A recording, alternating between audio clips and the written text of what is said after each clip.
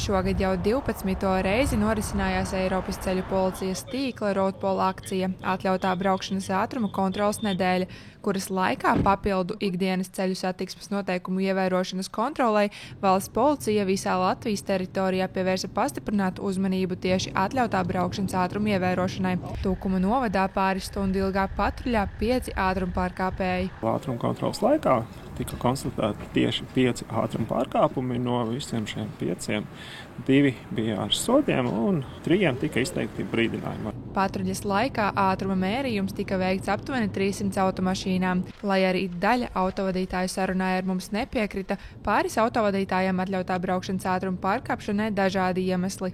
122 bija 90 vietā. Apdzinu mašīnu priekšā un tā sanāca. Bieži pārkāpjat ātrumu vai tikai šī bija tāda viena reize? Ir sanācis iepriekš arī, jā. Ir bijis pat vairāk, jā. Kāpēc? Nezinu, vienkārši nepacietība. Gribās ātrāk tikt galamērķī. Laikam 112 bija.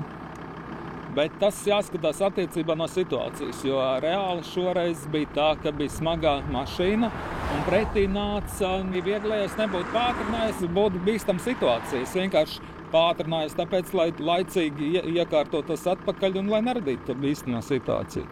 Ja viss jau pēc apstākļiem jāskatās. Ne jau es uz līdzenu ceļu, ka man neviens netraucēja, būtu braucis 112. Es nekad vairāk pa 100 arī nebraucu. Man jau arī viņš nejūt vairāk pa 100. Inspektori atzina, ka atrunas nereti mēdz būt arī amizantas. Arī šoreiz tāda novērota, tomēr tā autovadītājiem noslēdzās ar bargu sodu. Tika konstatēta papildus pārkāpumi, kā piemēram nebija apdrošināšana, nebija tehniskā apskate, kā arī transporta līdzeklim tika uzliktas Lietuvas valsts reģistrācijas numurzīmes. Kopā ar šīm pārkāpējām sods bija 565 eiro.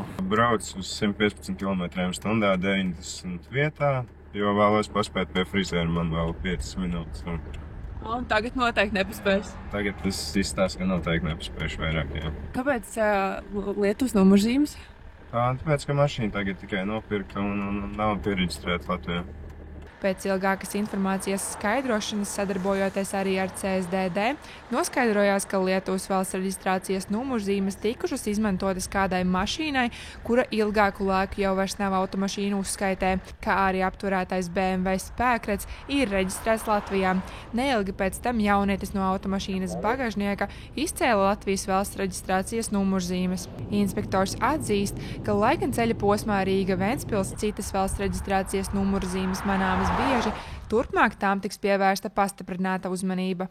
Montemegija Učelniece, Artūrs Reinholds, TV9 Pakalni.